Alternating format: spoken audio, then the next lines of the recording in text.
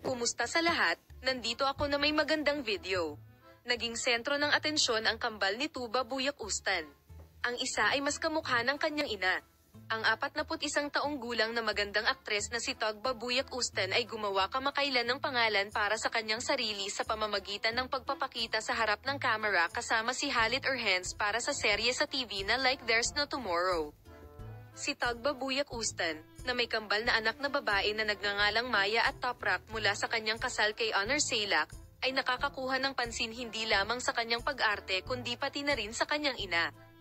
Madalas nilang ibinabahagi ang kanilang kaligayahan sa kanilang mga tagasunod sa pamamagitan ng pagbabahagi ng mga post sa kanilang kambal na anak na babae sa social media. Ang mga anak na babae ng magandang aktres ay nakakaakit ng pansin sa kanilang pagkakahawig sa kanilang ina. Narito ang kambal ni Tuba Buyak Ustan. Ang serye sa TV na Like There's No Tomorrow, na pinagsasama-sama ang mga sikat na aktor na sina Halit Erhens at Tugba Buyak Ustan, ay kabilang sa mga pinag-uusapan sa social media.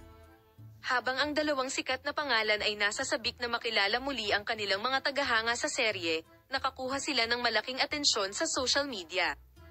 Huwag kalimutang mag-subscribe sa aming channel at i-like ang aming video para sa balita ng Tuba Buyak Ustan. Paalam.